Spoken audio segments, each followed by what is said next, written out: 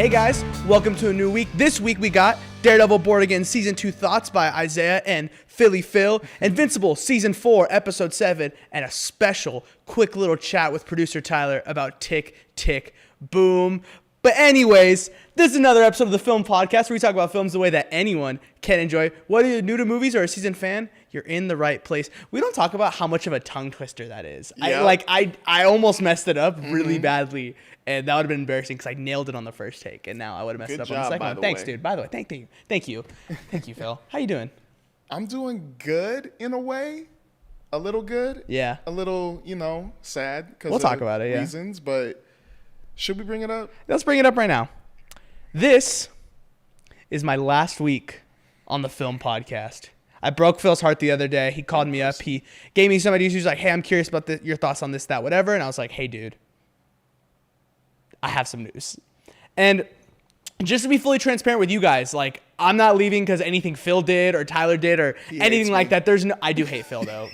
Jeez. There's no ill will or anything at all. It's purely just a time thing. The truth is, if you haven't noticed the past several months, it's really hard for me to watch a lot of the movies that come out during the weekends, just because of whether it be work, school, whatever. I'm a full-time student, part-time worker, and doing this on top of family and other responsibilities. Like, it gets a lot, and unfortunately, I felt like I was holding back the content, and I thought it'd be best for me to step away for the foreseeable future. I told Phil, like, who knows, maybe in the future, but as of right now, like, I'm going to be a fan. I'm going to be watching. He's going to kill it. He's going to do amazing. He was doing this before me anyway, and he was pulling just fine.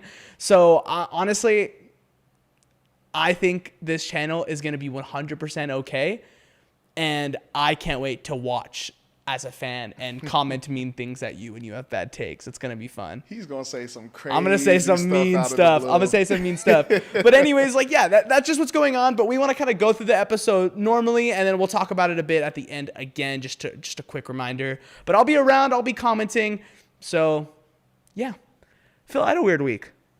What happened? I sprained my foot pretty badly. Oh, here we go. Dude, okay. So I'm playing basketball, right? I don't play basketball super often, but I dabble. Like, I'll play. And I'm playing with my cousin, my older brother. And me and my cousin, we both go up for a rebound. And I just land so hard on my ankle. So hard on my ankle. Like, it was... I literally, like, I fell on the floor. I ripped off my shoe and threw it. And I was just freaking out. I was like, dude, like, this is so bad. I've never felt like this before. I've played basketball most of my life. Like, I've landed on my ankle before multiple times. But never like this. Like, at most, it's like when you're running and you kind of like, or like I had a very distinct injury where in middle school, I was trying to get a chase down block at a dude and I jumped and I landed on my ankle. But that was nowhere near as bad as this. I literally fell to the floor. My ears were ringing. I was about to pass out. I started throwing up. My brother was like, dude, why do you have like concussion symptoms right now? Like, what's going on? I didn't hit my head or anything. It literally was just my body was so in shock. It started freaking out. And then they carried me to the couch. I lay down. I'm looking at my foot, and there's just a giant bump. And I'm like, yo, guys, I don't think my foot is supposed to look like that. And we freak out. We're like, dude, oh my gosh, what do we do? So I got sent to the urgent care. I got some x-rays, and luckily it was just a sprain. They thought maybe there might be like a small fracture, but turns out nothing. I'm walking a little better today. You saw me limping. Tyler saw me limping, but I'm doing better. So not the greatest weekend of my life, but definitely like a weird one for sure. Oh, man. Those always suck. They suck. It sucked.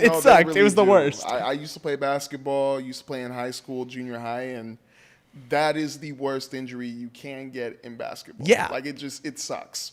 So you describing it, honestly, I haven't ever had it that bad. Like, I've twisted my ankle, landed it this way, landed it like weird, felt something there, like all that. But I was able to, like, go out the game, go around and then come back in. And then eventually I did it so much that I was able to go back to it and all that. But that one's never happened. Oh, dude, if I showed you my foot right now, the entire side of my foot, not the entire, like a good portion of my foot is purple. Oof. Like, it's just like, it's not okay. But the swelling came down a lot, so it's just kind of bruised up. Just don't move around too much. Yeah, man, dude. Please. Yeah, it's rough, but I don't want to talk about that no more. I'm sick of it. Phil, I want to talk about Daredevil Season 2 because we're 5 episodes in, and We're 5. Let's just get into it. Phil, what are you thinking of season 2, episodes 1 through 5? Just kind of off the dome. We don't got to break down each and every single episode, but I think there's definitely like things I want to talk about in each. So yeah, I'm curious. What do you think? So how we feeling?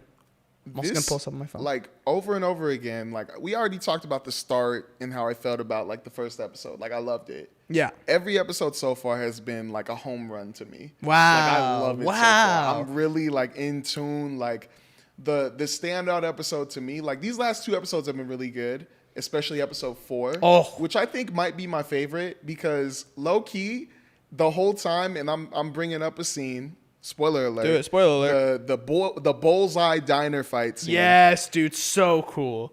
Echoing through my head the whole time was you saying he might be the greatest villain in the MCU. And I was like, every time I'm seeing him throw stuff, picking random things up and chucking it at people and just killing them in the most gruesome way, I'm like, this guy might actually, jokingly, I was like, he might actually kill Thanos. Dude.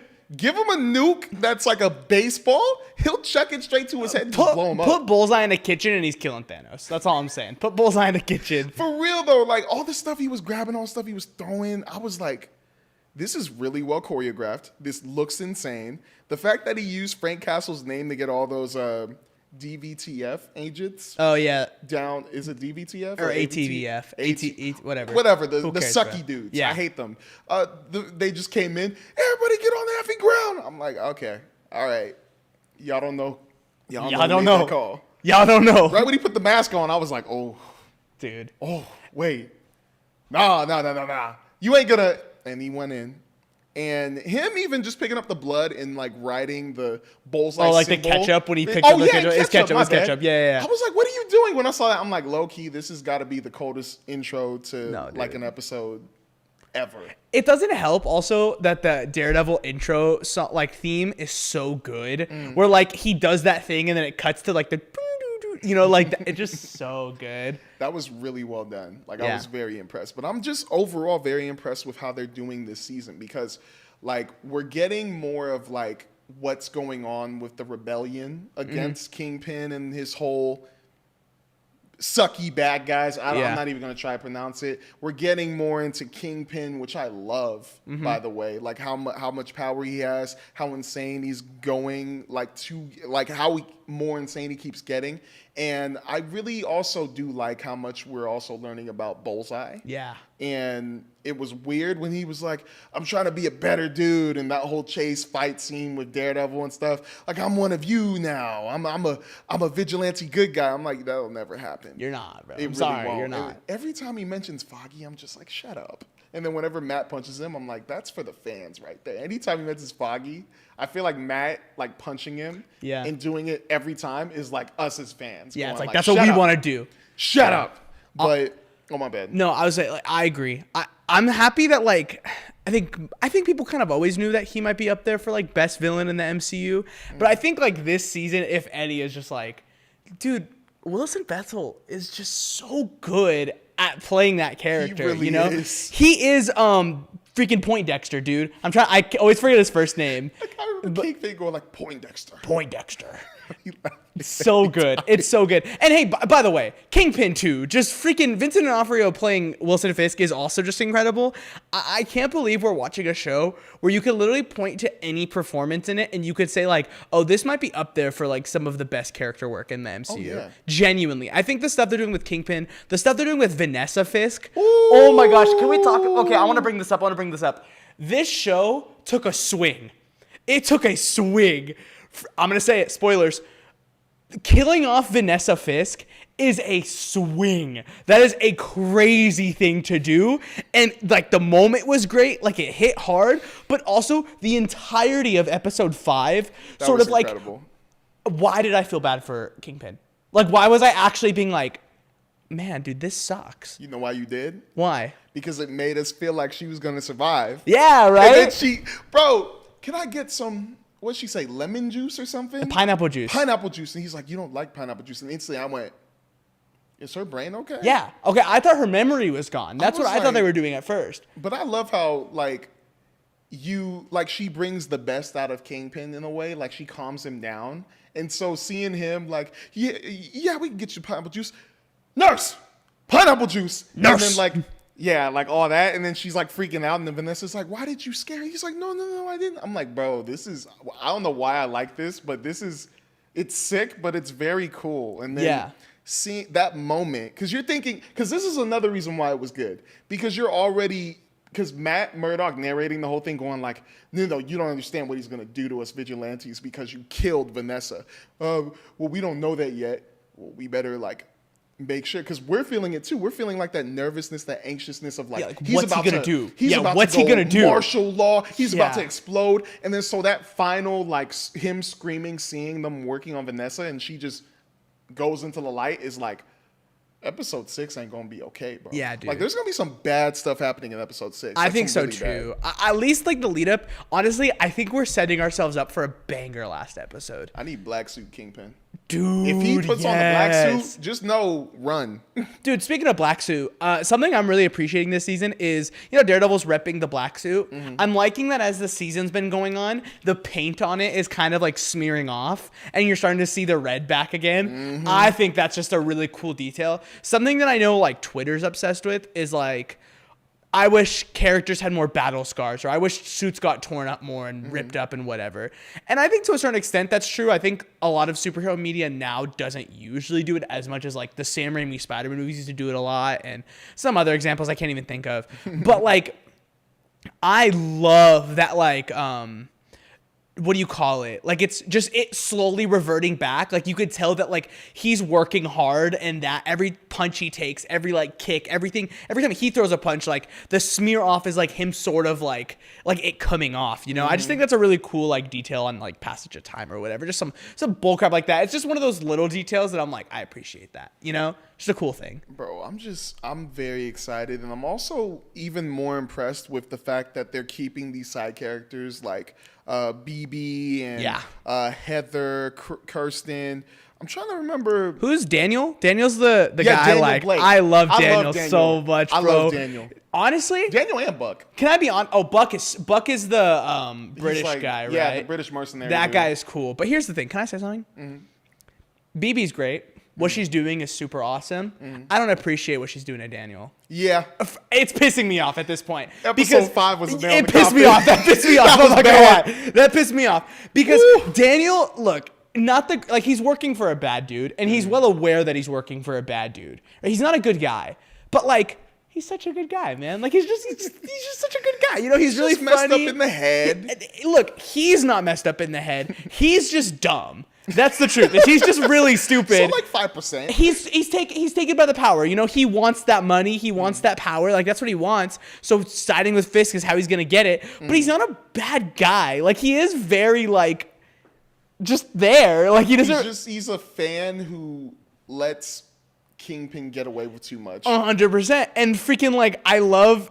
Every time he like was like, yeah, BB, let me take you out to a nice place, or hey, let me repay you by taking you to this. I'm like, you're just such a nice guy. Good for you, man. You're killing it, dude. Yeah, I really want BB and him to get together, but BB just has to only use him to get into get like all the information on Kingpin, and I don't appreciate that, honestly. BB, if you're watching this, man, just chill out on Daniel. He's a good guy, and you're breaking his heart, you know. And she almost got him killed. Oh my gosh. Yeah. Dude, bro, I thought he was going to die. He was actually going to die. Yeah, I thought he was. I thought the entire time. Crazy. Like the whole time he's just like driving. I'm going to go inside the store. Stay here. I thought a sniper was just going to get him straight in the head. But then I knew it was a test because I'm like, nah. It's either going to be a sniper's waiting for him to drive off and then he's going to shoot him, or he's going to keep him there and keep testing him until like, because I remember at the start he killed a body and I'm like, maybe he's I forgot about that until they showed it off after. That was a very good test of loyalty. Like, it was, yeah. Very good test of like, do I bury one body or two? and he goes by the truck and he's just like, so you willing to, like, how loyal are you? And he's like, I'm very loyal. And I'm like, and he's like, okay, open up the trunk. Help me start digging. Yeah. I would have been like, oh, was that going to be me too? I really would have been, as Buck, I would have been the idiot talking too much, going like, okay, I'm glad that wasn't going to be me too. And he's like, why do you think it was going to be you? I don't know. I just, we're driving all the way to, what do you say, Staten Island? He made it seem like it was about him, so I don't want him, yeah. But I would have been terrible. Blake was better, or Blake, right? Daniel? Daniel Blake. My Yeah. bad. He was better than me, bro. Yeah. I would have folded. I would have folded too. It was me. I wouldn't drive the car away because I know Brody's a mercenary. He's going to kill you. Yeah, he's going to find you. I'm living in Hell's Kitchen. Of course he's going to find me. Can we have a conversation, though? Who's better, Wesley or Buck? They're Wesley. the I'm I'm gonna gonna be like, yeah, new guy. No, Buck, new guy, and then Wesley, the old, like Wilson Fisk's old, like hand, like guy. Oh. They're different characters. Buck is definitely more in the background. Wesley kind of feels very like involved more. By the way, him showing up in episode 5, I geeked. I love Wesley personally. In the original series, like Wesley was always that guy that I was just like, you might be cooler than Kingpin. There's something about him when he sits in a limo and his voice is just so like monotone and like unsettling. I don't know. I loved Wesley so much. So every time Buck is on screen, he just doesn't compare to how awesome Wesley was. Even if he like is probably like objectively a little I cooler. remember who Wesley is. Okay, in the flashbacks in episode 5, remember he was the guy in the limo that with the glasses. Oh, yeah, Wesley. him. Yeah, I freaking love Wesley, dude. I'm gonna go with Buck. No, I'm sorry. no, you I can't really say like that. Buck. No, Why? Buck. Okay, look, Buck is so cool. Yeah. But to me, he comes off as generic British mercenary. But he just scares me, bro. He is scary. Like, He is out scary. of They the do blue, a good he'll job. like stop somebody who's already torturing somebody, and he'll just be like, "Okay, we're done here." Boom, and just kills them straight up. Yeah, like but- he's so cold. But Wesley is just cool. Like what? He is cool with the phone. Like, He whenever did get he's on the phone. Yeah. He's But cool with that. He does get pieced up by Karen, which like, come on, man, like you're that cool and you got murdered by her. You're like, all right, bro. And I love Karen. Like this is no Karen. Sounds like Shit. you throwing No, shots I at love Karen, but like first season Karen Throwing shots at should Karen. not be killing Wesley. That's all I'm saying. Okay, that's all I'm saying. But anyways, yeah, Caught him lacking. caught him lacking. She caught him lacking. What'd you think of the entire like conversation between Daredevil and Bullseye and that entire episode 5 That was very good. with the flashbacks too of him and Oh my Matt and gosh. Foggy? Bro, Yeah. when they brought up Matt and Foggy, Yeah.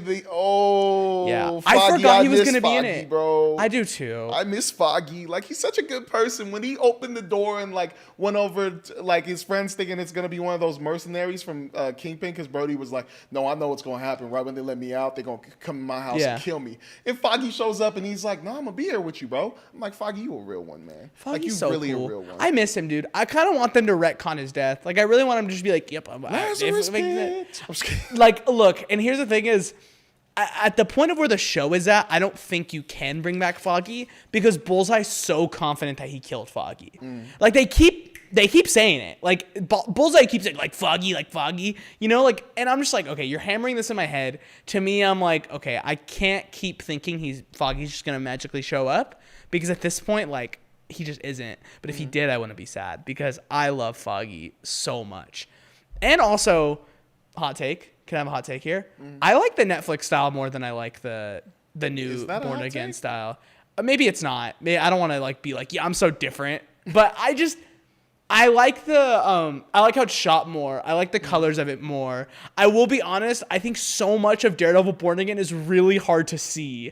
Like when I'm watching it, I like physically can't see sometimes. very dark? It's so dark sometimes. The darks are dark and then the lights are like really light where you can barely see a scene. But the Daredevil Netflix show has like this like green like grain to it that I just always really really liked. And it gave it like its own personality.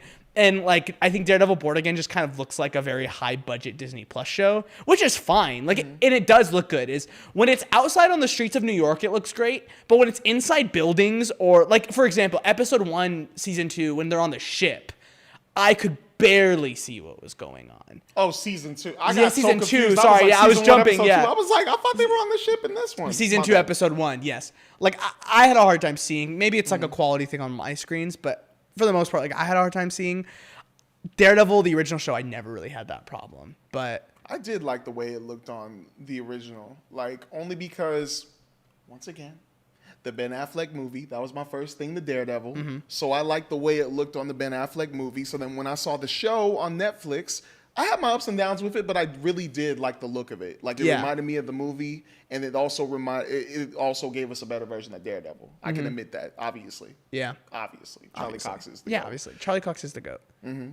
But Do you think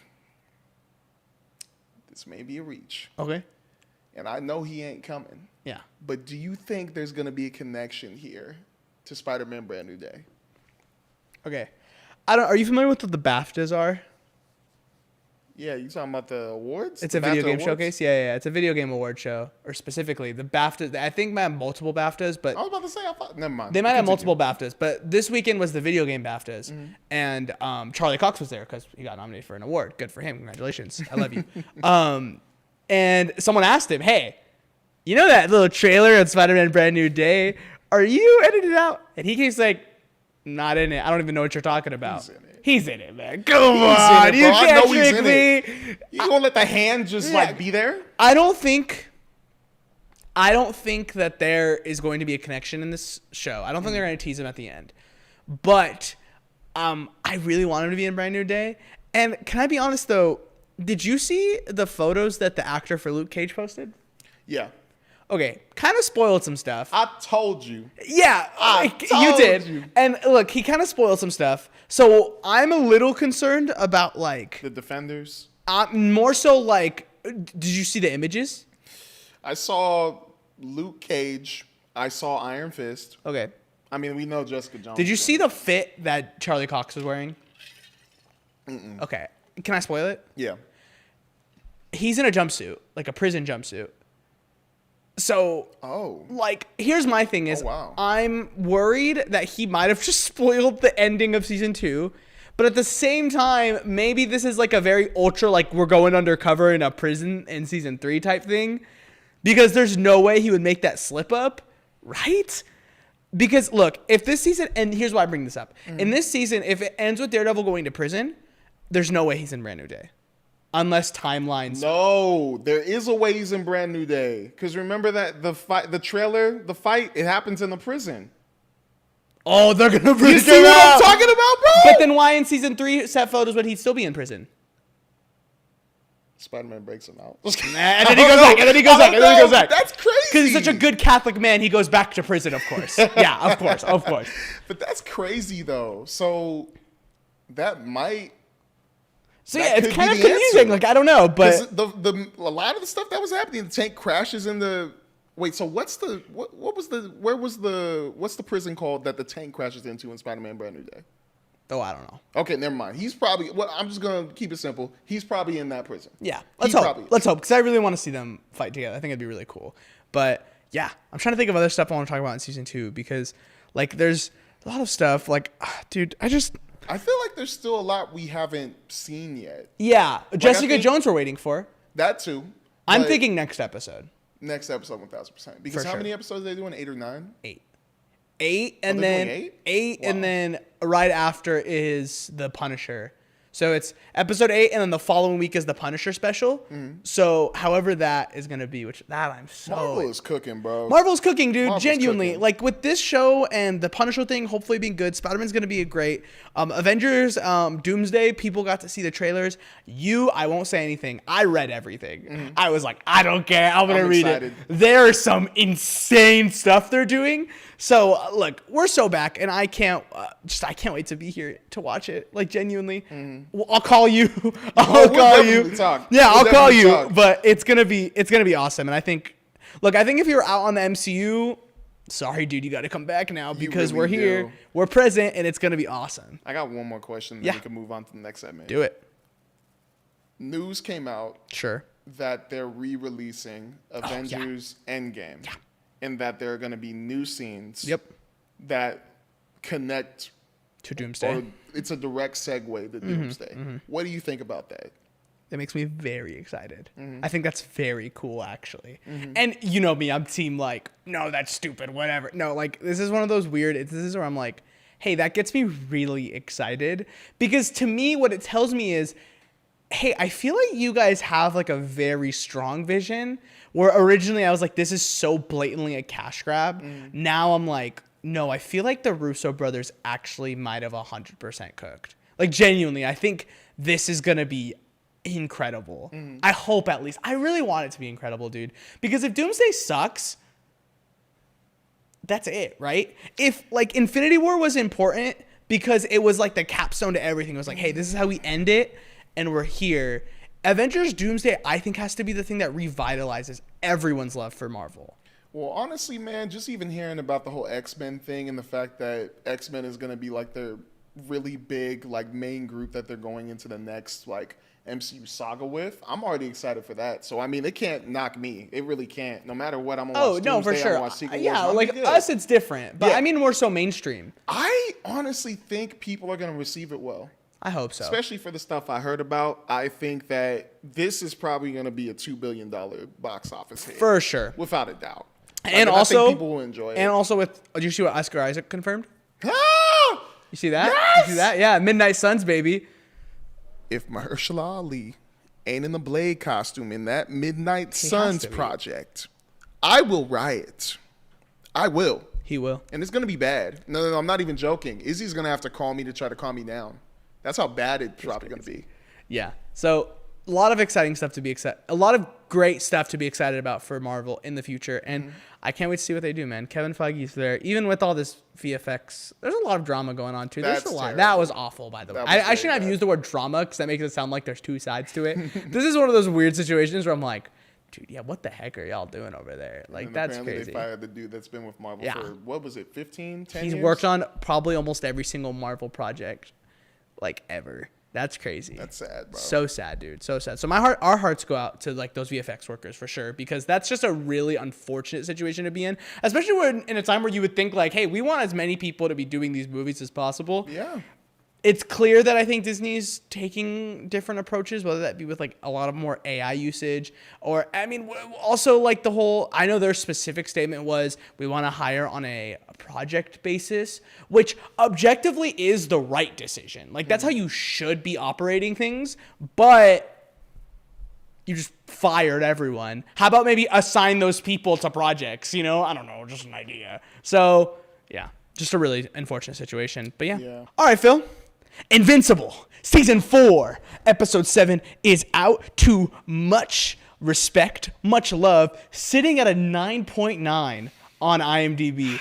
Currently one of the highest rated episodes in TV show history, and the second episode of the show to be rated one of the highest episodes in TV show history. So my question to you, Phil, is the show really that bad?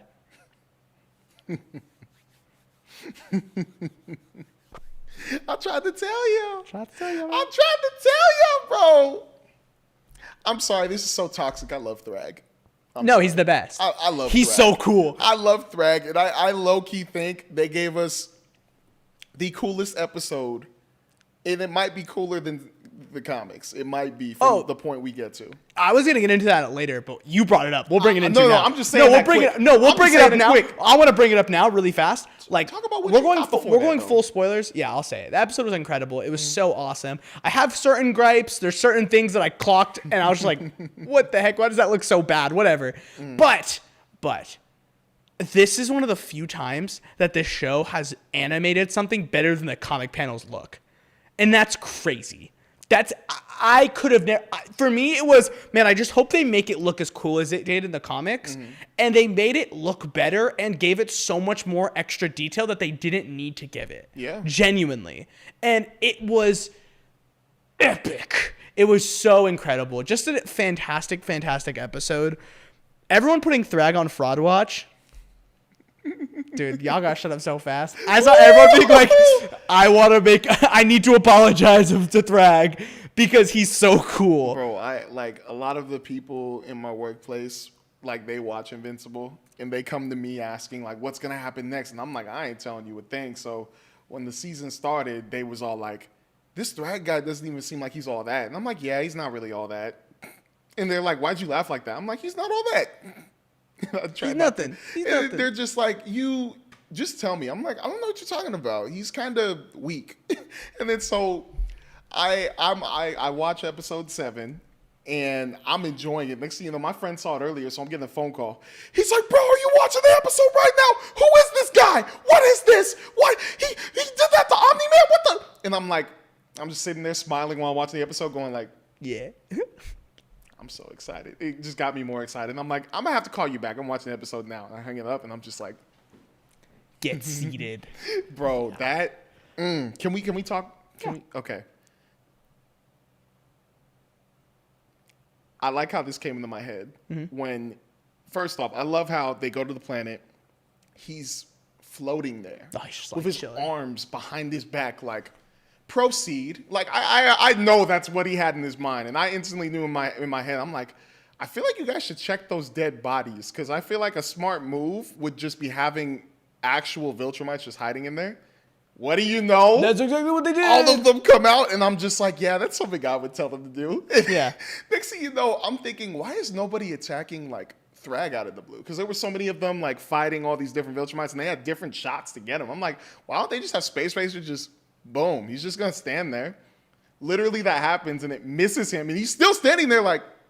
He didn't even move, bro. He didn't even move. So when he finally moves, tell me why this guy did a Luka Doncic step back, did a SGA spin move into a Wembenyama hammer punch to send Omni-Man down straight to the ground. Yeah. Yeah. He went NBA on him. Yeah. Yeah. It was 3 All-Stars yeah, dude. in one move. It was insane. It genuinely, like, that payoff was so worth it because so much of that fight, like, just them fighting Viltrumites was just kind of okay. Like, it was like, yeah, all right, I'm waiting for the real thing to start. And once it gets started, it gets started. You know, I think we'd be dumb not to talk about the intro, though, before the fight. I think all the additions they're making to the Viltrum lore is so cool. And the addition of, like, the music and the, like, really quick, like, brutal shots when freaking Thrag cuts that dude in half, like, stuff like that, dude. It's just like, yeah, this is this is so much sauce. So much sauce. And it's so gory. It's so disgusting when it's raining blood because of all the things. When the 3 kids are just beating the crap out of that one kid, and I'm like, okay, like, geez, dude. I was like, what is... Oh, you know what? That really was a crazy scene. I'm sorry. That really was No, that crazy. was insane. Because, like, it gave us the insight on why Thetis didn't mess with Argyle. Yeah. Or Argyle, whatever his name was. Argyle.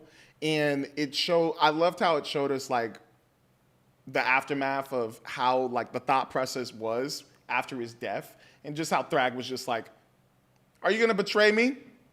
Never. I don't believe you. Boom. Kill anybody else who got the same ideology. And I went, this is a funeral. You tell me, huh? And they just go in and, like, they're fighting. I'm still kind of upset that he didn't do the same thing to Conquest, because Conquest was literally going to do something, but I get it. Conquest's the strongest dude. You already eliminated a whole bunch of people. Yeah, I mean, if the entire point was to leave the strongest left, That's true. it worked. It did work. Conquest was him. Yeah. But that whole thing, because I don't remember that being in the comics. I don't remember how much of it was. Yeah, exactly. I don't remember. That's where it always gets me. Whereas I just always forget, like, they always add things where I'm like, that could or couldn't be. And then there's other things where I'm just like, yeah, that definitely wasn't. Yep. Like, them beating up the kids, not in it. I don't remember a single Viltrumite child in the comics. Those kids scare me, bro. Whenever I see those uniforms, they scare me. Yeah. They just do. Whenever I see it, I'm just like, oh, God. Yeah. Oh, no. But, my bad. I saw you No. going back to the fight. Seeing Omni-Man get punched, land on Viltrum, and, you know, see everything for the first time in a while again. And then Thrag just float down, and they actually have a talk, and it's the coldest talk. It's like, why don't we just talk real quick? Like, I've known you for a long time. Let's just talk. And I'm like, oh, they really... I know it's going to get nasty soon, but how is this talk going to go? And it's like, I love how the dialogue has gotten better. Because I feel like the comic books, the dialogue was good, but I feel like It wasn't the shows, this good. Yeah. No, it wasn't this good, Exactly. though. Yeah. Like, I feel like in the comics, it was just straight, like, yeah, like, boom, boom, like killing each other. But this is, like, way more, like, let's rehash where we were. Does it feel more slow burn? Like, it feels like things have tension feel and things slow, though. But, like, you know what I'm saying? Like, things, like, have tension and it builds. Like, it's not just like, all right, let's throw hands. It's like, let's talk. And, like, let's really get into how we're thinking. And then let's talk a little more. And then things are going to escalate. And now we're going to face off. Like, But it's really good dialogue. I forgot the one thing Thrag said. He said something, like, really cold about... I think it was him inviting Omni-Man back, where it was like... Or Nolan. I'm just calling him Nolan. I'm sorry. Where he's like, hey, I'll be forgiven if you just join me. Yeah, exactly. Yeah, he's literally just like, please, like, I'm telling you, like, you're really going to side with the man that caused the virus, the man that committed genocide on his own people, and then Omni-Man is like, because we're going to cause more genocide on others. And he's just like, he's going to do the same thing to your kids, bro. And he's like, I'm aware. And then they go into the freaking, like, the throne room. Oh, my gosh. I want to talk about just that moment, but I think my favorite, like, I want to give all the love to Lee Pace because I genuinely think he is the perfect Thrag. He really was. Like, it's so perfect. Like, it's weirdly perfect. It scares me how perfect it is. When they come close together and, like, Thrag is like, hey, we're going to, like, rebuild this together. Mm-hmm. And Omni-Man's like, no, you won't. Literally, like, not saying we, like, no, you won't. And then they sat, and Lee Pace just looks at it, and he's like, the death of any Viltrumite pains me. Oh. And then he freaking, like, puts his fist back. When have you ever seen anyone rev up their punch so hard? He starts airbending, bro. He literally starts airbending and freaking brings Omni-Man in and just uppercuts him straight up. Literally uppercutting him so hard that he then is causing, like, a freaking fireball out of the atmosphere. And you know what's objectively even cooler that no one's talking about? The fact that he caught up to him. Like, remember, he's flying, and then Omni-Man hits just a Viltrumite, just like, ow, like, whoops. And then right behind him is Thrag, just chilling. Crazy. Just insane stuff. Oh, man. Like, that power, the wind swirling around. At first, I was like, I know he was powerful, and that was one thing I was thinking. I was like, how are they going to show how powerful he is? Because obviously he could punch somebody, and maybe it'll be like, oh, like he can do what every other Viltrumite can do. But the fact that he, like you said, revved it up, and even when he's like, at first he just put it in his face, and that was already in. When he put it back, it got way more powerful, and I was like, is this Goku? Insane. What is this? Insane. But that fight. Unbelievable. Him punching him up in the air, unbelievable. Or up into the stratosphere, whatever atmosphere, out of the atmosphere, and then just meeting him there and then just beating the crap out of him. Insane. And he was holding back. That was the scariest thing about it. He was holding back. Yeah, because we saw him immediately later on when him and Nolan fight. Like, he freaking penetrates him. Sorry, wrong word. He takes his hand and sticks it in his stomach through. Oh, I spit fully. Sorry. I don't know why. I was like, I processed so late. Man. Like, that's not the right word. But yeah, just incredible. And then freaking Oliver, dude. Oh my gosh. Can we talk about the conversation before really fast? Where Oliver's like, what's up with this Thrag guy? It can't be all that. And then everyone's like, nah, he's all that, dude. Chill out. Ollie. Hey, Oliver, whatever you do, don't fight Thrag by yourself. Okay, I won't. And then he immediately goes to fight Thrag by himself and gets washed. Gets absolutely washed, dude. And it's such an incredible moment because I love Steven Yeun's voice acting in this moment where he literally, like, freaks out. And you could hear it, genuinely. Like, you can hear it in his throat, like, him giving his all into that moment. But when Mark is like, I killed Conquest, I'll kill you too. And he's like, show me. And then he freaking, like, goes. The impact frames. I wish they didn't put that in the trailer. Genuinely, I wish they didn't put that. I didn't watch no trailer. Good. Because I got that demon face spoiled to me. And I was so bummed that they showed that in the trailer. Because that moment is insane, dude. It's insane. And again, just another testament to, like, the punching and the animation can be great sometimes. I love the writing and the dialogue so much. Because just his, like, I'm not impressed. Like, I'm like, oh my gosh, like, shut up. Like, shut up. You're so cool. Like, you got to chill out. Just an insane, like, balls to the walls episode where it felt like we didn't get, like, a incredible fight because, again, I wouldn't really call that a fight. Sorry, I just spit. I wouldn't really call that a fight, but I do think, like, it was just a wash. So we never see that animation go, like, from next level to, like, what the heck is happening? It kind of does stay, like, pretty consistent, but the dialogue and the music and the sound design and the voice acting are all just, like, some of the best the show has ever done. Yeah. And I was so in literally the entire time. It was so good. I was really impressed, bro. I really was. And then I forgot this was the episode or the moment where the thing happens. Where Omni-Man, Thetis, and Invincible, spoiler alert, destroy Viltrum!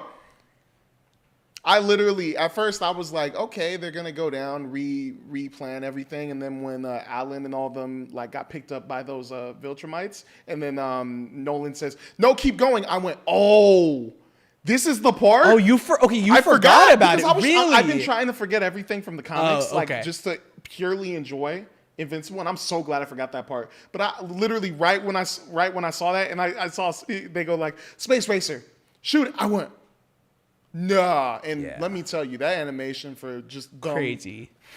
Crazy. They add so much detail to it. They Kryptoned it. Dude. They Kryptoned Viltrum. They added so much detail to that moment because I love how they portray it like a nuke. Like, I think that's so cool when they land and it's just kind of quiet and then you see the like big like thing. And I'm like, this is the sickest imagery you could have drawn for this. And I can't remember if the comic says that, but I will say where I think it looks better is the shot of the entire planet where it's like kind of all this like orange and like destroyed, like sort of burnt look. Where in the comics you kind of just get the like shot through it and then the explosion. Yeah. You don't really get to see the planet as it is, like slowly being destroyed. All that detail of like buildings falling and things collapsing and all of it getting destroyed and the slow like of it like unfolding, you don't see in the comics. So I love that detail. And sure, I will give him this. I saw a lot of hate towards the recreation of the panel with Thetis, Omni-Man, and Mark like fists up in the air, like through the planet, like with their faces. You know, panel I'm talking about?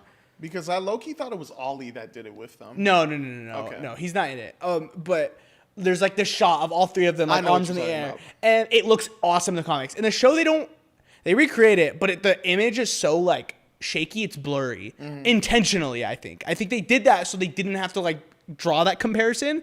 It was like, hey, look at this really beautiful thing we just did.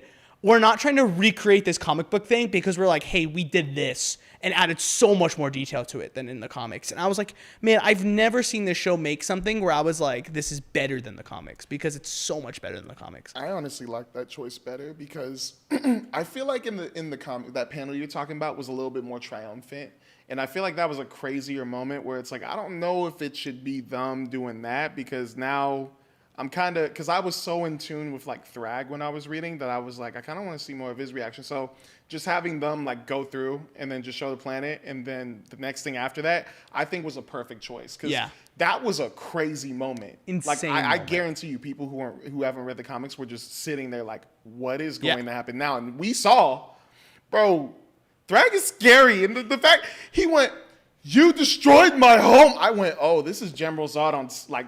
Dude, crazy steroids, bro. The way he freaking parts the rock when he's just yelling, no! And like you see the tears in his eyes. And I like that because it gives him so much.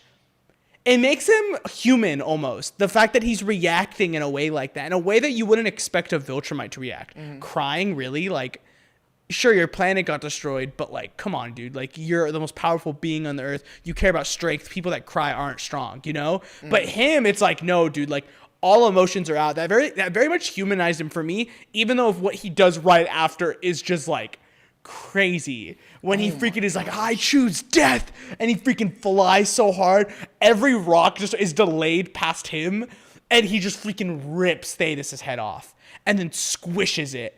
And I'm just like, dude, what the balls are you doing right now? He was holding back.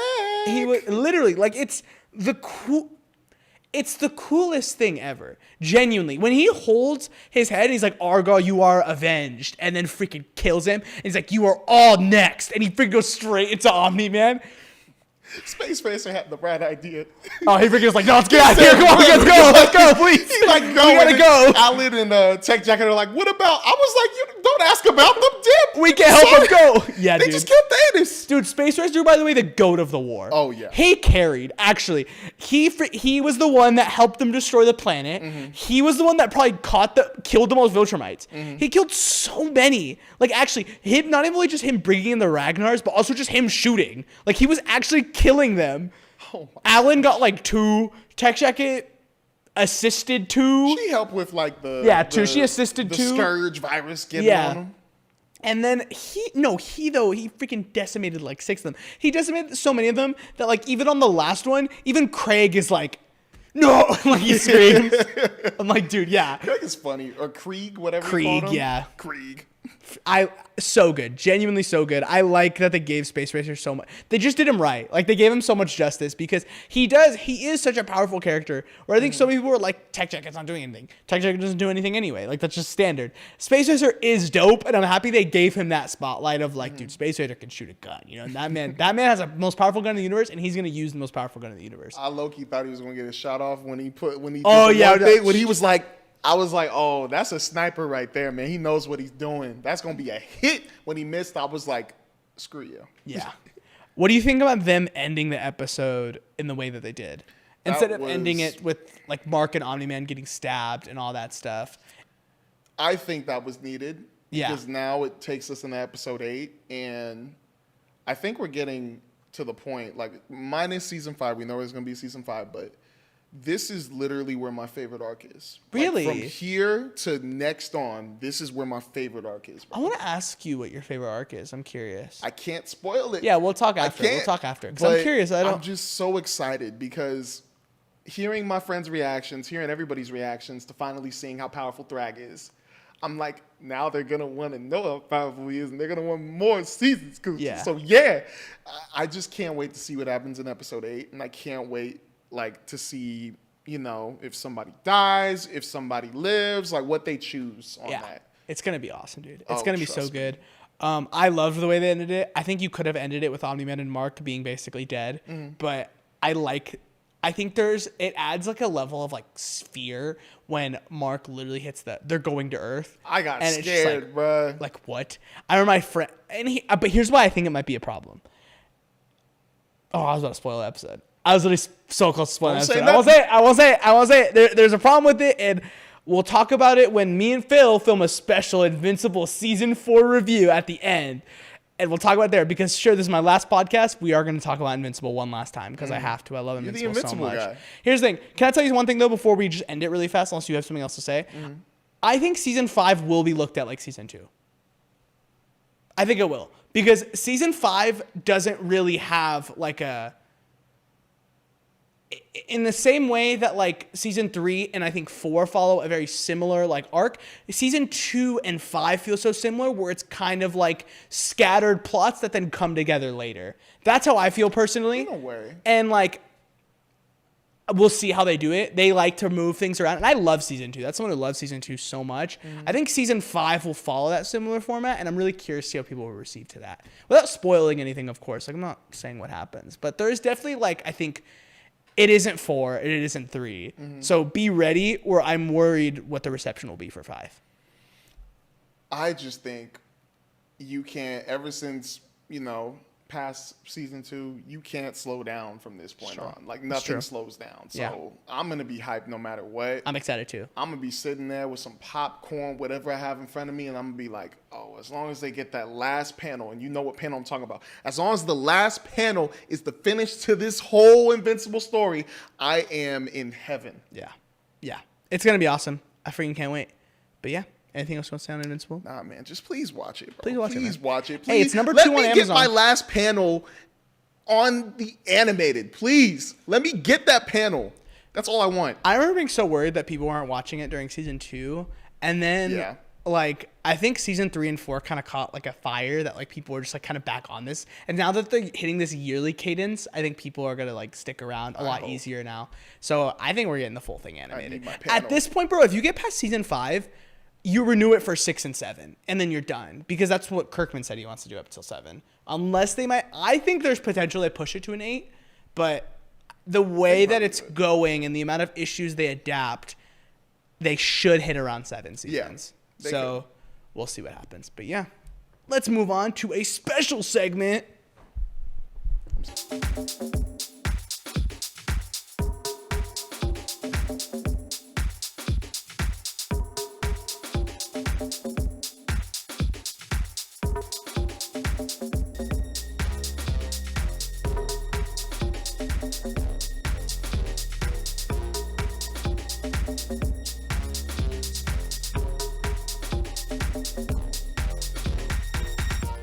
we have producer Tyler here because me What and up? Tyler are going to talk about one of our Letterboxd 4s, Tick Tick Boom.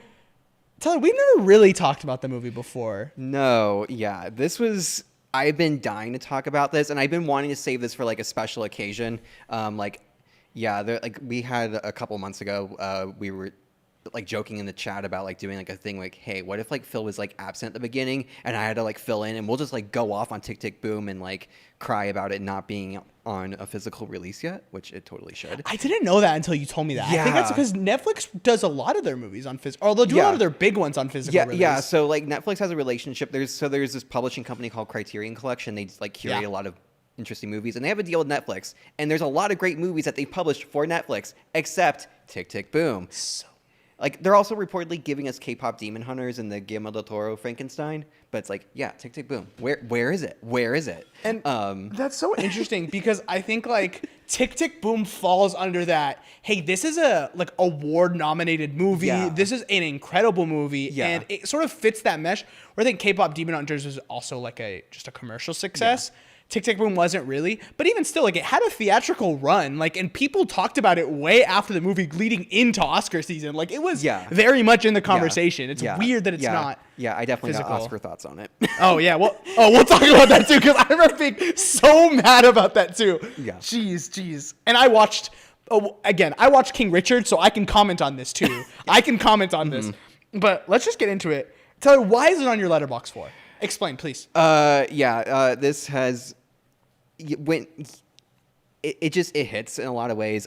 Being a creative and striving for you're working for something for years and years, and you get the opportunity to try to display it, and then it's like, well, crap, what do I do now? Yeah. And especially like I had my 30 recently, so there's a lot to relate to that, with Jonathan Larson, and then also like because I knew we were going to talk about this, it's like I decided to rewatch it, and then it's like, oh crap, he was like Superbia. That was 5 years. I got my 5-year project that I've been working on, and it's like, man, it's one of those movies that if you're in the arts, like you're just going to relate so hard to it, and like every time I watch it, it's like, man, I feel this, and it makes me like want to like do more, but also like understand like, hey, you know what, this is a struggle bus that like everyone, if you're making something, whether it's a musical, whether it's a movie or whatever, like you've been in this situation, so it's just yeah. But I'm really curious what brings you to it, because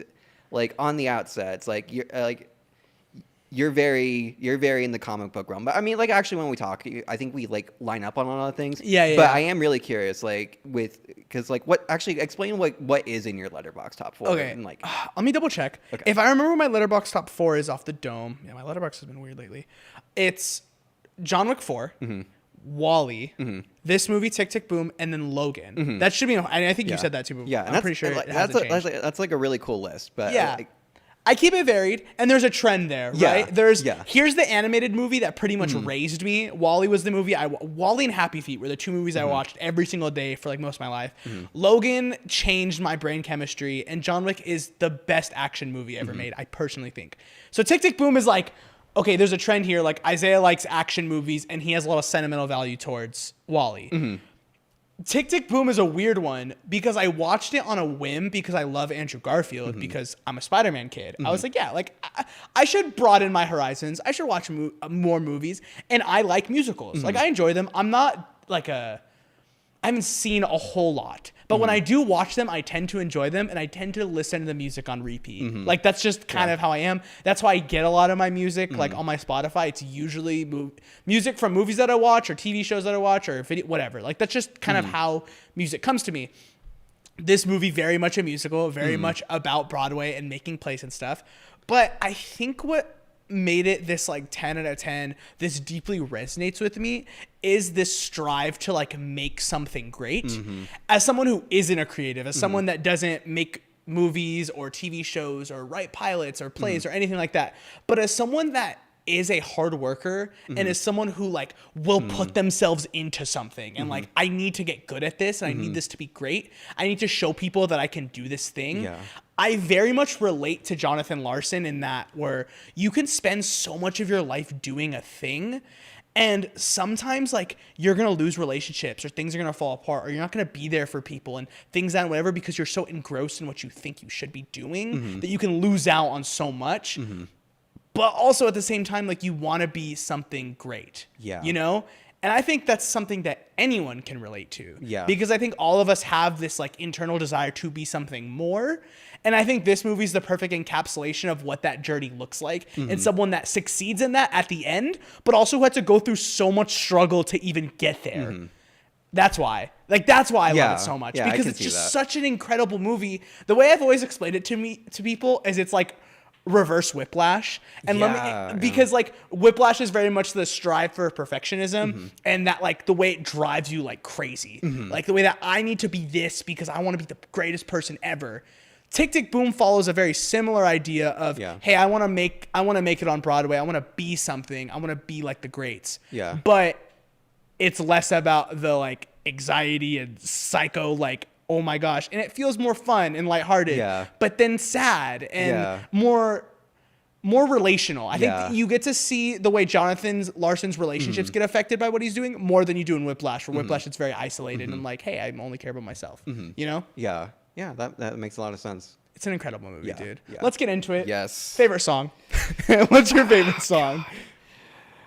I mean, I love, it's like, that was the thing I was like trying to think of when I was watching the movie because it's like, it starts with 3090. It's like, that's a banger. And then it keeps going. It's like, that's a banger. Yeah. Sunday, that's a banger. The guy, I forget the name, but the one with him and Vanessa Hudgens, that I Feel Bad one. Therapy. Also, Therapy. Yeah, also such a a banger. It's like they're all so damn good. Yeah, I mean, Jonathan Larson, I mean, long rest in peace. A very, very gifted lyricist and composer and everything. It's a tragedy we lost him, God. But yeah, I don't know. Honestly, probably 3090. It's such a catchy way to bring you into it. And also it's it's also that existential, it's about turning 30. What the hell am I doing with my life? I think I relate to that the most probably. But Sunday, I really love. It's also like an homage to Stephen Sondheim, who also appears in the movie. One of his musicals, Sunday in the Park with George, which I didn't know that. That's so interesting. Yeah. Cool.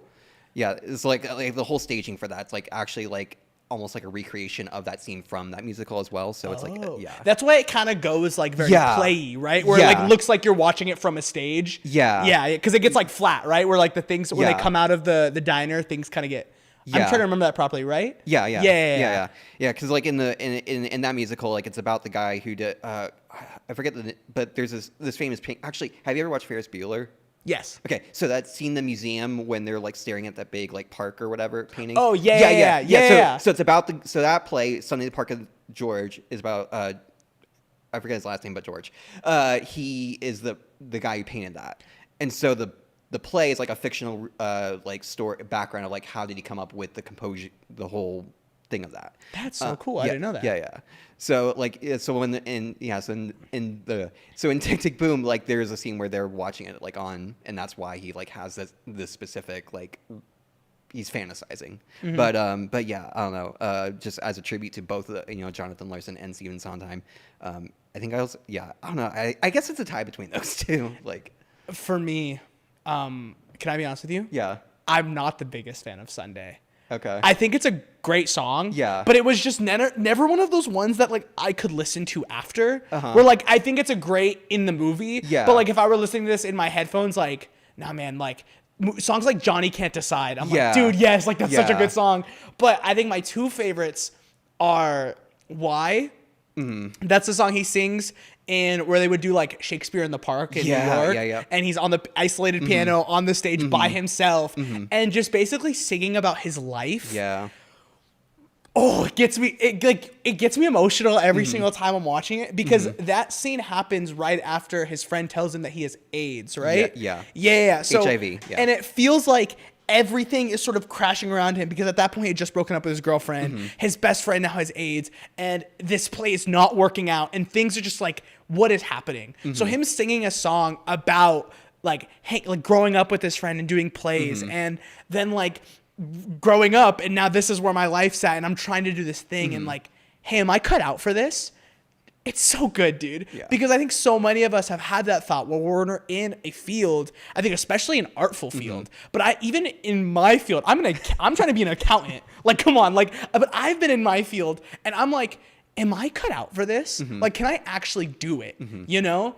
And that song is just so, it's just such a real listen, Yeah. you know? It's such a real listen. And I think Andrew Garfield, like that being backed up by, it's not super instrumental outside of the piano. Like it's just the piano and him. And that makes the song feel so much more personal because Jonathan Larson, he loves his piano, you know? And in like, whenever they cut to like Louder Than Words or 3090, like they have all the other instruments and Vanessa Hudgens and I think the other guy's Joshua Henry, that's the actor's name. Like they're like singing with him. This is just him and his piano and he's singing about his life. And it hits every single time. But also my favorite is the basic Louder Than Words because it's the perfect end. And I remember sitting there and right when he does the happy birthday on the piano and then it cuts like just the major like you know? Yeah. I sat there just like, whoa, like what the heck was that? I still listen to that song like on the daily. Whenever I'm bumping music and it pops on, I crank it up to the max. And 3090, like I can't lie, like I love 3090 so much. It's such a good song. But Louder Than Words just like gets me really emotional, man. It's just such a good song. Yeah.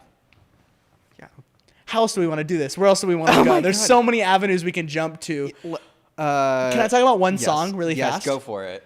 Okay, you know what's something that pisses me off about the movie?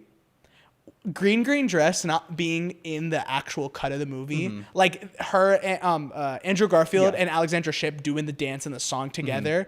Instead, they like cut that out and instead just have them kissing and then playing the song on like their radio.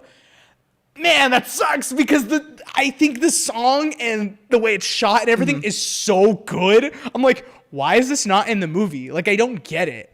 Do you know anything about that? If I remember it, I think it was like the one song that didn't like contribute to the story. Like everything that's in that song like already exists informationally, and they're like, we gotta cut it. They're like, wrong. Just for timeline. I think it makes me feel so much more connected to them too. You know, but I'm not a director. I don't know. But anyways, that's like one of like the biggest things. Or if I could fix anything about the movie, it would just be put that song in. Like, please just slot it in. Or if I'm watching it, it's like watch up to that, skip the part of the make out and watch the music video, and then I'll come back and then I'll watch the thing because the song is just so good. And I think you're right. I think it's probably true. Like you understand like these characters and their relationship already up until that point, but I think there's something about them singing together and dancing that just makes me feel more connected to them. I don't know. It's just one of those weird things. Criterion, Netflix, put it on physical release so we can have the extended edition with Green Dress. Yes, please. Please. Yeah. I don't know. We can go into performances. I mean, it's like it's mostly the Andrew Garfield show. It is. The Andrew Garfield show is real in this one because he is incredible. You know, he had never played a piano or knew how to sing before this movie. Which it's crazy. Like, I think Lin-Manuel Miranda was like, hey, do you want to do this? Hey, can you play the piano? And he goes, yeah. But he like just completely lied. Like, that's just not true. So awesome that a man of his talent could be like, yeah, I'm going to learn how to be really good at this thing within a few months and then just kill it and give an Oscar nominating and not subjectively, objectively should have won an Oscar for that movie. He really should have. Yeah, dude, I want to talk about that because Andrew Garfield, I think, is so good in this movie. I think it's probably one of his best performances that I've seen him in. As someone who loves him as Spider-Man, I think he's a better Jonathan Larson than he is a Peter Parker. Like, hot take, but like, I think that's just... Like, he just embodies that role where his mannerisms are so like energy. Or as someone who doesn't know who Jonathan Larson is until watching this movie, I understand the exact kind of person he was because of Andrew Garfield's performance, you know? And I think that says so much about his performance where I could like know nothing about this guy and still be like, oh, I get him. Like, I understand what he is. Yeah. I think that's like, you know, that really is one of his specialties is like he's really able to find the humanity in like literally any role he does. And like I honestly don't think that there is ever a role that I'm like, God, you're miscast. You know, like he just hits it. Like there was this one, I'm trying to remember, but there was like this one movie where he played like this like sort of psycho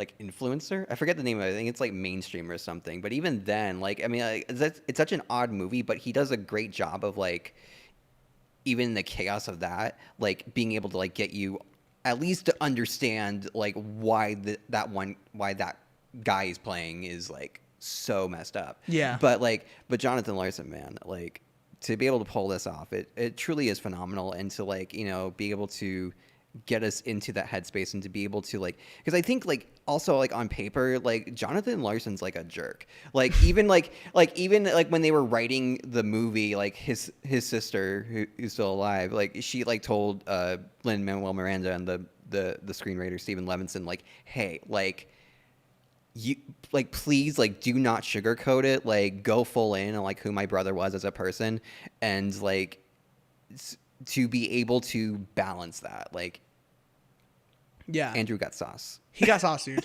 And you're right. They do really show Jonathan Larson is kind of like a douche. Yeah. While also being like, hey, like I get this guy. Like I understand where he's coming from. But like I think of a specific scene after the therapy song. You know how it's cutting between him and Alexandra Shipp and Vanessa Hudgens. When him and Alexandra Shipp hug and he's like tapping like on her shoulder and she's like, dude, are you seriously trying to make a song right now? What is wrong with you? Stop. He doesn't stop. And I think that is so important to the obsession of this character, where so much of him is his mindset is, oh, I'm destined to do this one thing. And that's what my goal is, you know? I think of like the Timothy Chalamet scene in Marty Supreme where it's like, you don't understand how hard it is to have this kind of goal because it gives my life purpose. You have no purpose. That isn't that scene, but it kind of feels like it because you're in this emotional moment with your girlfriend and you guys are in this very loud, serious argument and you're only thinking about your job right now. And that's the problem. Such a good scene, dude. It is. He should have won. Why didn't he win? Let's get into the Oscars. Let's do it. Talk about it. Okay, so Tick, Tick, Boom was nominated for 2 awards. It was nominated for Best Editing, which it lost to, rightfully, I think, to Dune. I think that's fair. Valid. And then Best Actor, Andrew Garfield, lost to Will Smith for King Richard. Did you watch King Richard? I did. Like, good performance. Good performance, yeah. Good performance. I actually think it's a great performance. I'm not going to argue that. Yeah. But Andrew Garfield. Yeah. Like, like, I don't know. Look, I think King Richard 1 is a great movie. It is. I loved it. I will say, I have watched Tick, Tick, Boom far more than I rewatched King Richard, which is... Yeah, same. I watched King Richard once in the theater, and I was like, "Wow, great movie, really good." Tick, Tick, Boom, though, like I think for me, and I think this is what it comes down to, is Will Smith plays a very good, like he kills that role, but I feel like he's done roles like that before, right? This like more like older, sad, like I'm gonna be honest. I don't think no, not that I disagree. It's like I honestly don't remember how many Will Smith movies I've actually watched. I just think like if the movies I've seen of him, from the clips I've seen of him, sorry, I see clips and I make assumptions. Like I just feel like I'm still like that's Will Smith. And again, I bring this up with like Timothy Chalamet, where I'm like, Timothy Chalamet shouldn't have won Best Actor for Marty Supreme because I'm still watching that and I'm like, that's Timothy Chalamet. Yeah. Where I watch King Richard and I'm like, that's Will Smith. Like I see that, you know? Like it's more like he hasn't disappeared yet. Like, no, he hasn't disappeared. Exactly. And where I think Andrew Garfield, it's Andrew Garfield. I see him. It's him. But he literally disappears into that role. Like that character is nothing like the character he plays in Hacksaw Ridge or The Social Network or Spider-Man. Like it's so different. His range is so large where I'm just like, yeah, dude, he deserves that award. King Richard, great movie. Will Smith's performance, great performance. But he didn't disappear. He's still there. I still see Will Smith. Andrew Garfield, I don't see him. I see Jonathan Larson, you know? And I think that's what it comes down to me, you know? Yeah. And him slapping Chris Rock, which was at the Oscars, which is just like, I feel like what they should have done is in the back, that happens, they take out the envelope, scratch it out, and be like, let's just go second place. Andrew Garfield, baby. Yeah. Who else was on that? Do you know off the dome, or would you have to look it up? I have it. So the other nominees were Javier Bardem for being in The Ricardos, Benedict Cumberbatch for Power of the Dog, Denzel Washington for The Tragedy of Macbeth. So do you think Andrew Garfield was second for that? I don't think I watched any of those other movies. I know Power the Dog had a bit of heat, so maybe Benedict Cumberbatch got a lead, but I don't know. Andrew Garfield, man. I feel like that had to be a close race. But yeah, it only had the 2 Oscar nominations. I'm a little pissed at that. Like, I think it should have at least had a Best Picture nomination. Maybe not a win. I mean, I would have voted. Well, no, Dune. Dune was also that year, so I would have voted Dune. But it should have gotten a nomination. It should have. It honestly should have, dude. Can I be honest? I think if this movie came out this year, I think it would have won. I think you could have slotted in for that F1 slot, personally. I don't know. I mean, look, this was the year that Coda won. I don't even remember what that movie is. I'm not gonna lie. Okay. Is that like what do you mean by that? Are you saying like it was like not? I'm gonna get. I don't know. Get spicy. Get spicy. God, I don't want to. I want to work. Get spicy. No. I mean, it's a good movie. Like, it's a fine movie. It's not what I think you would think would be a Best Picture winner. Mm-hmm. Great performances in it. But I think overall, it's a very. I think at times can be a little too sentimental for like a Best Picture movie, and I don't know. I mean, but also like here were other nominations that year. You had Belfast, you had Don't Look Up, you had Drive My Car, Dune, King Richard, Licorice Pizza, Nightmare Alley, Power of the Dog, West Side Story. Yeah. Oh, dude, I forgot about West Side Story. Yeah. That was that year too. Yeah. Yeah. I wish Tick Tick Boom was on the list because it's just such an incredible movie, man. It's such a good movie. Can I ask, what are some favorite moments from you? Like, what are some of the things where you're like, dude, I love this, or? Oh God. Not a scene specifically, but I really love Robin De Jesus' performance as his friend Michael. I think, oh my God, he brings so much to that, and also is kind of like, I think more.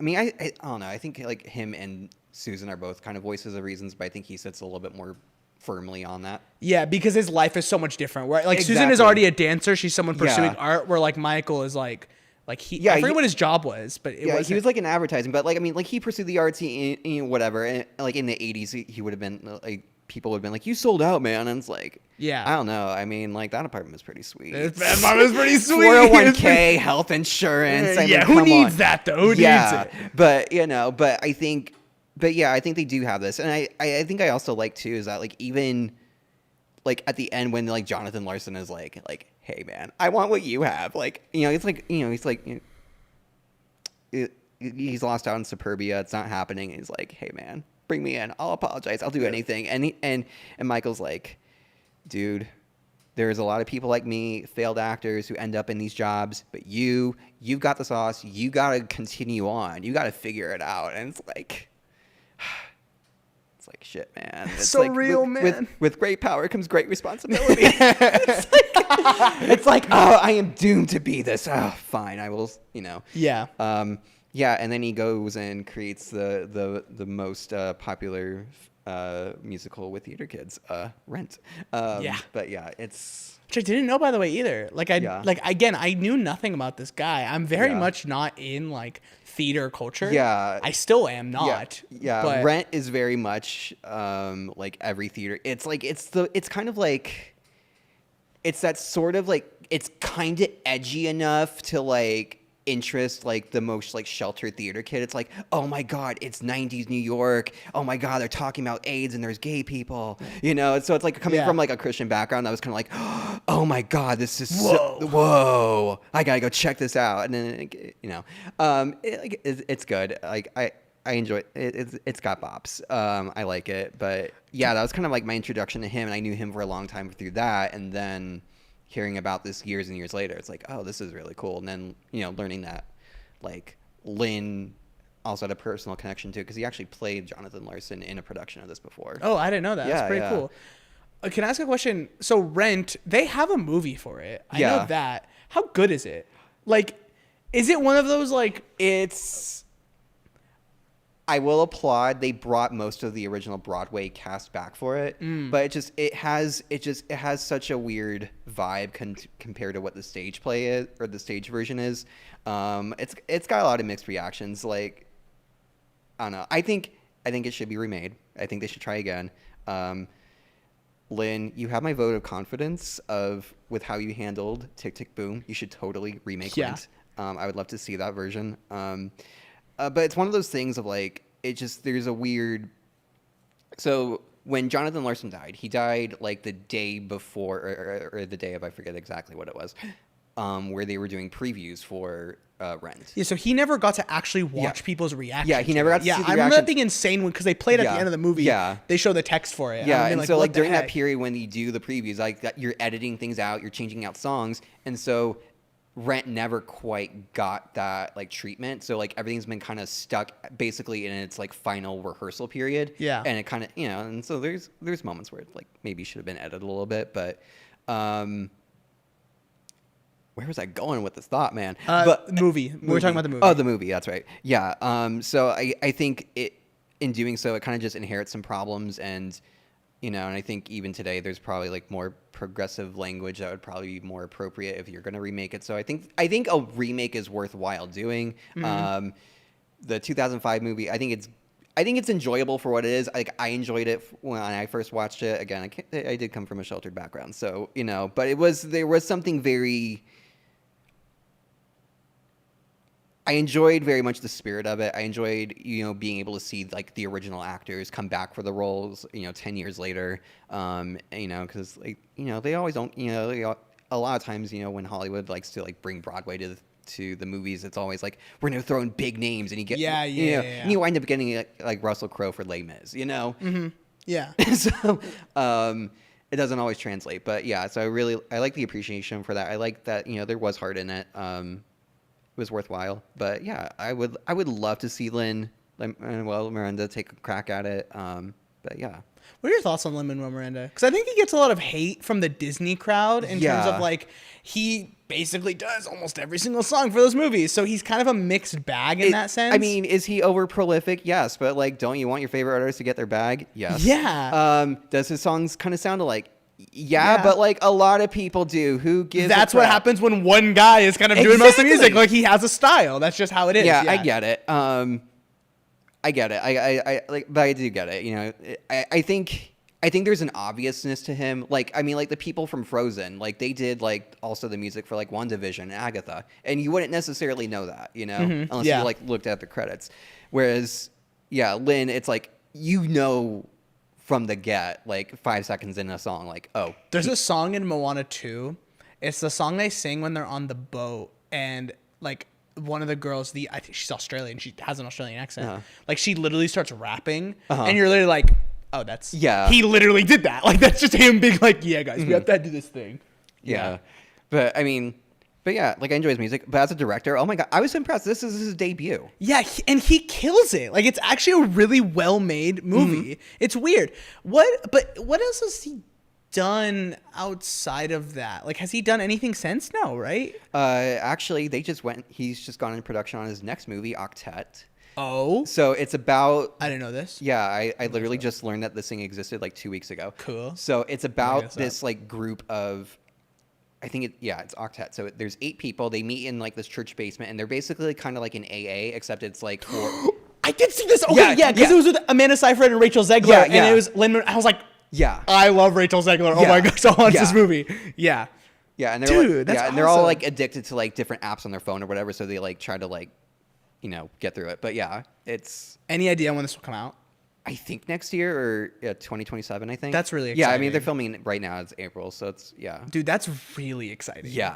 I like saw that in passing and was like, oh, that's going to be so awesome. I'm so excited for that. And I don't know why, you just reminding me of that. Like, oh my gosh, I forgot that was a thing. Why didn't I freak out more when that got announced? But let's jump back to Tick, Tick, Boom. Yeah. I want to bring up, I'm sorry, hold on. My favorite scene, I had it and I lost it. Oh, okay, no. My favorite scene is just another song. You brought it up earlier. It's the song that Michael and Jonathan sing when he gets to the apartment. Yes. It's such a good song, and it's so well done. It has this weird, like, there's a style to it where it feels like a stage play. Yes. Like, it feels very, like, put on a stage, not flat in the way that it's performed, but flat in terms of, like, it's on a stage. Yeah. But it isn't. Like, it's filmed in a 3D space. And it's really cool and really well done. Yeah, that was honestly, that was like the scene that where it's like Lin could do Rent. No more. That's what it's like. called. Yeah, no more. Like that was the scene. Like watching that was like, this feels like Rent. This like it's like I think musically of any song in Tick, Tick, Boom, that sounds like a song from Rent. And him being able to pull off that sequence, I was like, you can do it. I'm fully sold now. Yeah, I love that scene so much. And then another one is probably when he takes the job with Michael, like the in that Michael gives him, and he's like oh, here, just give us like some ideas, and he's just shooting him, and they're like, whoa, what the heck? That's just a really funny scene, because I think it does, like, it's definitely like a comedic scene, but also I think it really shows like, hey, you are different. Like, you actually are weirdly good at this. You can literally make a song out of anything. You should really like, this is your future, you know? And I just think that's a really cool scene from a character perspective, and it's just a really funny scene. Yeah. What's the worst song? They're all bops. Yeah, but you had to pick one. Oh, if you had to God. pick one where you're just If like, I had to cut one, I mean, Yeah. they already cut. I mean, I don't know. Green dress. I mean, whoa, no, I'm just kidding. chill out. No, I have to look through them because they're all so good. They are. It might be one of those instances where I don't think we could cut one. And I hate being that guy. I mean, 'cause they think that's- already like cut it, like several songs from the musical. So. Oh, really? Yeah. Hold on. I actually have to look it up. Hold on. Ooh, hold on. Can I actually bring up one? Yes. This is not one I'd cut. Come to Your Senses, I think, is an incredible moment in that movie, and I think it's such a good song. It's such a good song, but I think more importantly, why is Andrew Garfield such a good actor when he's sitting there doing nothing? Like, his facial expressions and him getting overwhelmed with emotion, because not only does he deeply resonate with the song that he just wrote, because it's about like stuff that he's experiencing, but also like you can tell there's like a seeing this come together, my thing is happening, this thing that I wrote that he like deeply appreciates. So it's this weird mix of emotion from him where he's crying because it's an emotional song, but also, oh my gosh, this art that I'm making is coming together. Awesome scene. It is. Just an awesome scene. It is. I would cut Sunday because I don't like it that much. That's just the one where it's like, it works so well in the movie, but if I had to pick one song, I don't really like it that much. So I'd pick it that one. Yeah. Okay. I get that for you. I don't know. I don't think I could. I mean, it's like I'm looking right now at all of them. I mean, I guess green. I mean, I would say that one just because like it doesn't. You're like, right. They didn't really incorporate it, so it's like. And also, you're right. It doesn't really serve anything. Yeah. It is just kind of fun and a great song, Yeah. dude. I think Green Dress was like my number 2 on my Spotify Wrapped one year. That year, actually, it was Louder Than Words, 3090, and Green Dress were my top 3. Really, that should just tell you how much I freaking love this movie, dude. It's so good. I listened to this soundtrack for a while. I'm trying to think what other scenes like resonate. I think so I watched this movie. Okay, so I watched it when it came out, and then I rewatched it because Thanksgiving was a couple weeks later. I watched it like really late, and I kind of stopped midway through. And the very next day, Stephen Sondheim passed away. And so we see Bradley Whitford playing Stephen Sondheim in the movie, but at the ending when you have the phone recording, that's the actual Stephen Sondheim, because on the stage production they have a recording of him leaving something for Jonathan Larson, so he redid it for the movie. And like I knew that scene was going to come up, so I was like, I could not finish the movie for like another month. Dang. Just so I could like I wasn't ready. I wasn't prepared to like hear his voice one more time, but oh my god. So that scene will always I will always remember. I always remember that. Yeah. Anything else you want to say on the movie before we close? It really is. It's so good. Again, plea. This needs to be we need a physical release of this. Like it's killing me. There's I need one so bad. I need it. Please. Like I would buy it, and I'm not really like a physical movie collector. Yeah. I would buy it. This is one of those rare cases where I feel like I need to have it exactly. because It's the only reason I have a Netflix subscription, because it's like, what if I want to watch Tick Tick Boom right now? because there's literally nothing else on Netflix you I possibly mean, there's could good. want. There's good stuff. I'm gonna watch Beef this week. Yeah, I've never seen the first season, and it's something I've been meaning to get to, and I was actually gonna talk about that on What You've Been Watching. Maybe if we do that, we'll see. But yeah, so yeah, it's an incredible movie. I think everyone should watch it. I think it being on my Letterboxd 4 should tell you, hey, this guy that likes action movies and people dying for whatever reason loves Tick Tick Boom, because I genuinely think it's one of those movies that's just a universal movie. I think anyone can resonate with it. Even if you don't like musicals and stuff, I think there's definitely if you don't like musicals, I think there's definitely going to be a slight barrier there where things are going to feel weird and maybe a little cringy sometimes, because that's just like the musicals are definitely just filmed and written very differently than like a other movie. Yeah. But I do think this is a universal movie, and I think if you want to watch a good movie and you love Andrew Garfield, this is a must see. It's a It must see is. movie. It's incredible. It's great. It's probably one of Andrew Garfield's most finest performances. It's a great, not only like a great directorial debut, it's just a great spot of direction period from Lin Miranda. Also, they had to do this during COVID. Yeah, like, they were right, only like yeah. a week into this thing. Like it's crazy. Crazy. Yeah, it's a great movie. Alexandra Shipp, really great. Vanessa Hudgens, really great. Robin DeJesus, really great. Everyone was really great. The cameos in Sunday, amazing. All those people from across theater, brilliant casting there. Yeah, I don't know. There's just so much. There's so much to delve into it. I mean, you definitely talked a lot more on it, and but yeah, it's a great movie, it's a deep movie. It's a deep Go movie, watch man. it. Go watch it. Anyone who's about to turn 30, enjoy it. Have a midlife crisis with it. I did. You'll Yeah. feel cathartic. I'm gonna wait till I'm 30 to watch that movie. Yeah. All right, Phil, we're here. What you've been watching one last time, and for the first time in weeks, I have a lot I've been watching. All right, then you going in first. Okay, Phil, I rewatched a movie actually. What'd you rewatch? A couple of days ago. I rewatched Weapons. Wow. Yeah, right. I thought you said you'd never watch it again. I did say that, but my Does it cousin. live up? Yeah, it's incredible, man. It's such a good movie. I think I'd bump it up. I don't remember what I gave it on my first watch. Probably like an 8 out of 10. I'd give it a 9 at this point. Wow. Like, I think it's awesome. Okay. I'm not the biggest horror movie guy, but I think, like, going forward in any horror movies I will or would watch, like, I just think this will be always up there for me. I think everyone has their first horror movie probably. Like for a lot of people, it's like, man, I love the original Scream. I love Halloween. I love Saw, whatever. Like a Final Destination. I think I will always ride for Weapons. I think it's incredible. It's not the first horror movie I've seen, but it's definitely like the first one that like really messed me up a little bit. The second watch, I still watched it like this, even though I knew everything was going to happen. I'm just like, dude, there's certain jump scares I hate. Where I'm just like, they actually That one has a scare lot me. of 'em. So I'm just like, yep, not going to watch this part. But I think the way the movie is paced, the way it's edited, the way it's shot in multiple perspectives, all of it is so, so good, dude. It makes it such a, I thought about this, a very satisfying movie to watch. Because you're constantly being fed new things. And you constantly get okay, in this character's part, you're going to get introduced to what's going on. In Justine's part, it's like, hey, here's what's going on. Here are your questions.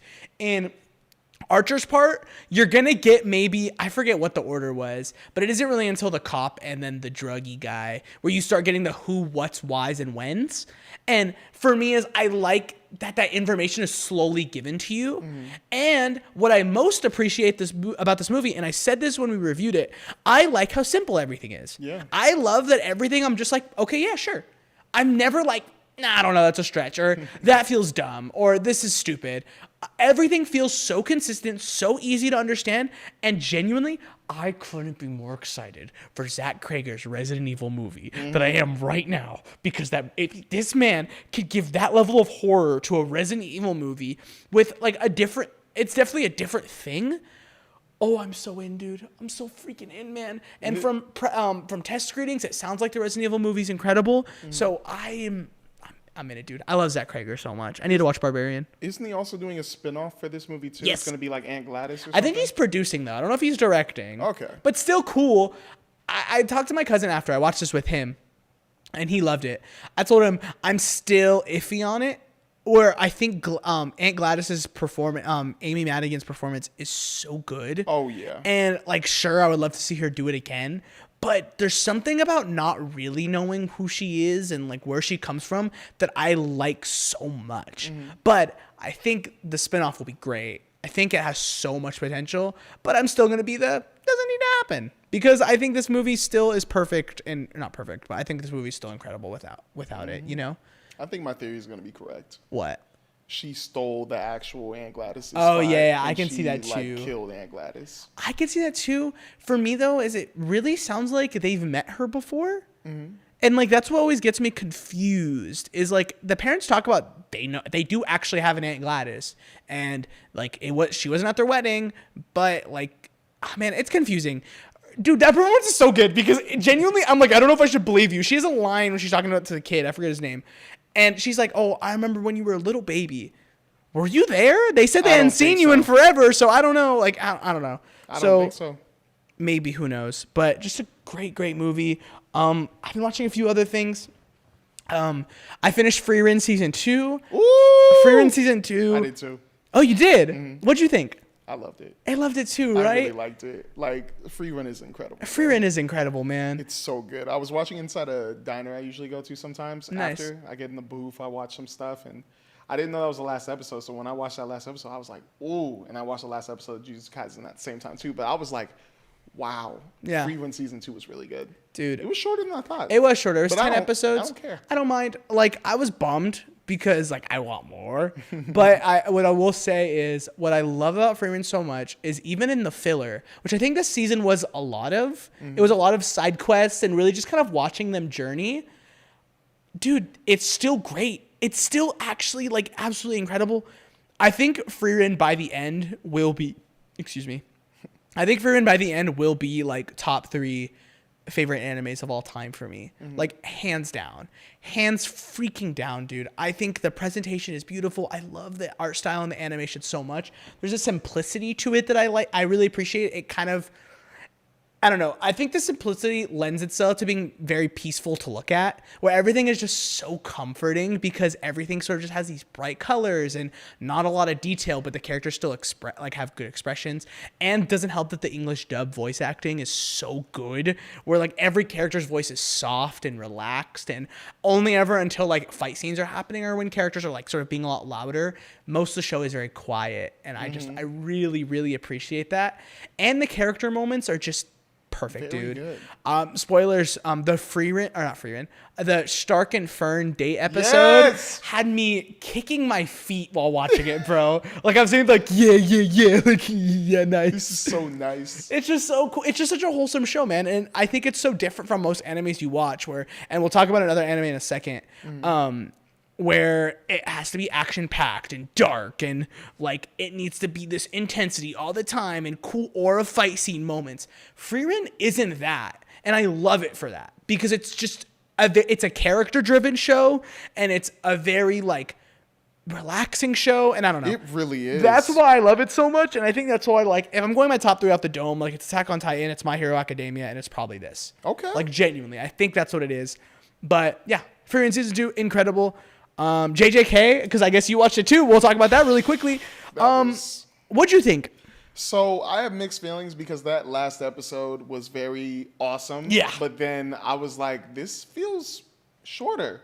But like with Freerin, like I feel like that had a satisfying ending to me. This was more like, okay, this is part 1 of 4 in my opinion. I feel like we didn't really go that into it. I feel like there's still more to be told or said regarding the Cullen games. Yeah. But those last 3 or 4 episodes were nuts. Like my favorite episode, without a doubt. Like I liked the last episode, but my favorite episode was the one between Homeboy and the judge dude. Oh, with UG the gavel. versus yeah. I loved that episode. Really good episode. I was like, wow, this is nuts. But I'm on the 7-8 range with this season. Really? I really like season 2 a little bit more than this one. Yeah, you'd be in the minority there. Yeah. And I actually wholeheartedly agree with you. Oh, for Like, real? I agree. Yeah, 100%. Wow. Can I tell you why? Why? I think this season felt very hype moments in aura. It felt all fight. It was just fight scenes the entire time. And I'm not complaining. Like, I like a good fight, but I also like tension and like build up to it. From what I understand, part 2 is crazy. Like, part 2 gets crazy. Everything after this is insane. And I think when you come off a season like season 2, the Shibuya incident, where it felt like it was balls to the walls, fights are crazy, but like there feels like there's stakes and characters are like getting killed off and there's a lot of story happening and villain discoveries and like all these things. Like, it felt very full. This season felt like, okay, let's jump to the next fight. Let's jump to the next fight. Let's jump to the next fight. And there's some killer moments. Like, killer moments. The Maki episode that's like Kill Bill inspired is incredible. That was nuts. All the fights are incredible. And I think the Maki episode is the best in terms of like really pushing a character forward. But I think, and look, don't get me wrong, stuff happens. Like, there is moments of like, hey, this character's dying or this progression is happening in the world. But I also am not the biggest fan of JJK. I don't really care about the lore that much. I don't really care about the power system that much. I think the power system is really cool, but when they try to explain it to me, I'm like, please stop explaining it because this doesn't make sense. Yeah. Like, that's just how I feel about it. So I'm not the biggest JJK fan. So sure, hype moments and horror fight scenes are super cool and they're fun to watch. But if I don't care that they're fighting, that I'm just kind of sitting there like, Come on, all right. fight. Yeah, like okay, Throw cool, hands. like whatever. This is the anime where y'all literally just throw hands out of the blue, so throw hands. Yeah. So I wouldn't say I was disappointed by it, but I'm kind of in your range, like 7 to 8 range. Like I think people saying this is a 9, 10, sure, maybe. Anyway, technical stuff, we have to charge the battery, whatever, like usual, whatever. This is the last time we have to ever worry about charging the battery. Sorry, I know that's just random. Let me just finish my thought on JJK Season 2. We talked a little bit off camera, but just for me, it felt like the Season 1 of it all, where Season 1 was like cool. Like Season 1 had a lot of the setup, but like I wasn't the biggest fan of JJK Season 1. I thought it had really cool fights, but I don't care about the power system. I think it doesn't make any sense. The lore is cool, but like it's fine, whatever. Season 3 felt like it was leading into a lot of that more instead of being like balls to the walls character action focused. Where like Season 2 was like, it felt like the end of the world. It literally felt like Endgame, where you're like, I don't know what's happening. Season 3 feels like this weird filler place where sure, like important big things are happening, but it doesn't feel like that because outside of the Maki episode, I don't know, Yuji and Fushiguro aren't really like talking a lot about what's going on and how they're feeling and all this stuff. Except for one moment in the judge fight where Yuji really confronts about him murdering all those people, which I thought was a great moment. Like, I wanted more of that moment than just like let's move on to the next fight. Let's move on to the next fight. Let's move on to the next fight. Cause it doesn't work for me, but I love Yuta so much. That last episode is so awesome. And Yuta filled that like Gojo being gone left a hole in my heart, and Yuta's filling that hole because he's just so cool. He's so sick. Yuta's crazy, man. Yeah. But yeah, that's another episode of the Film Podcast, the final episode of the Isaiah portion of the Film Podcast. Thank you guys so much for supporting this ride, supporting everything. Continue to support everything that Phil and Tyler do for the future. They're going to absolutely kill it, and I know they will, and I will be 100% watching.